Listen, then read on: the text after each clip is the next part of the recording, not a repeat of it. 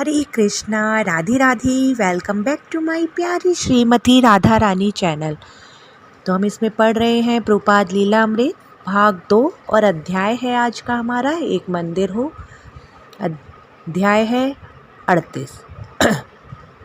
सन 1965 से 1970। अब शील प्रभुपाद की एक योजना थी कि यदि अमेरिकी लोग कृष्ण भावना की ओर मुड़ जाएंगे तो बाकी का सारा संसार भी उनका अनुगमन करेगा।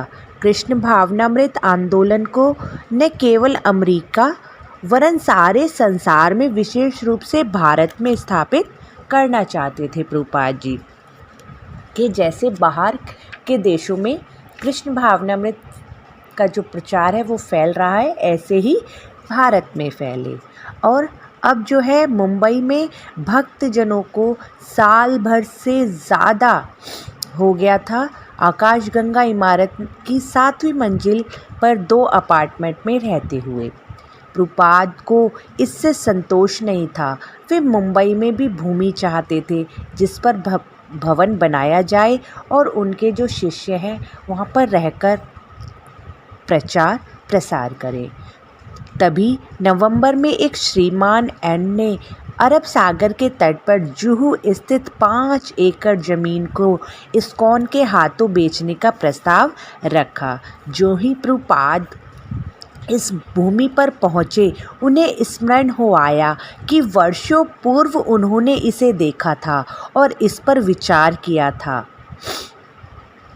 वो अमेरिका जाने के कुछ सप्ताह पूर्व सिंधिया कॉलोनी में रह रहे थे।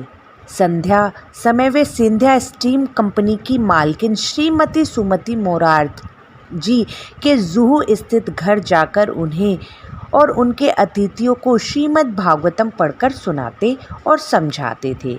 उन्होंने इसे कृष्ण का स्मरण पत्र समझा कि जैसे कृष्ण ने उन्हें ये पत्र भेजा है और ये सब कुछ स्मरण कराया है। यह स्थान अच्छा था, शांत था, बहुत दूर भी नहीं था, इसलिए प्रभुपाद जी इसको खरीदना चाह रहे थे।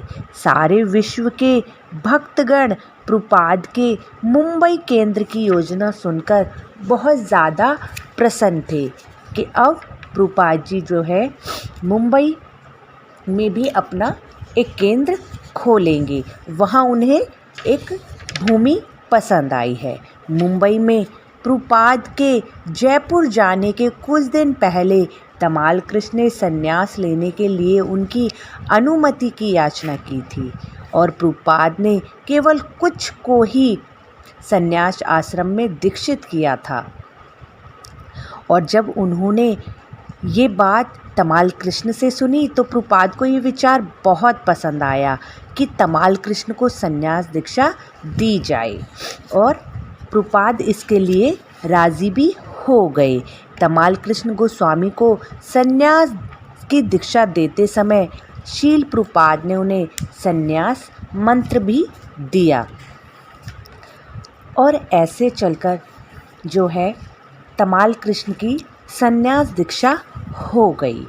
प्रभुपाद ने श्रीमान एन से भेंट की और पुनः कहा कि 50,000 रुपये की दूसरी किश्त का भुगतान होते ही वे भूखंड में चले जाना चाहते थे।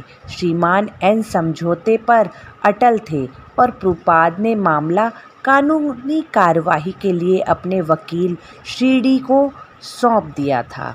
मुंबई से प्रस्थान करने की तैयारी में लगे प्रभुपाद के मन में प्रसन्नता थी कि इस्कॉन के जुहू में नई जायदाद शीघ्र ही प्राप्त हो जाएगी और वे प्राय अपनी योजनाओं के बारे में बात करते थे। इस्कॉन एक विस्मयकारी मंदिर बनाएगा और कृष्ण भक्तों के एक सहकारी गृह निर्माण संघ की स्थापना करेगा जो इस्कॉन का प्रथम नगर होगा। इस्कॉन के इस ऊंचे सहराज्य में समाहत लोग अपने आवास खरीदेंगे। भक्तों को ऐसे परिसर का विकास और संचालन करने के लिए विशेषज्ञ बनना पड़ेगा और यहाँ सफल होने के बाद यही नमूना वे अन्य नगरों में भी लागू करेंगे। व्यवसायी और पेशावर श्रमिक इस सहकारी संघ के अंतर्गत अपने परिवारों के साथ भक्तों के रूप में रहेंगे और अपने बच्चों को इस्कॉन स्कूल में भेजेंगे।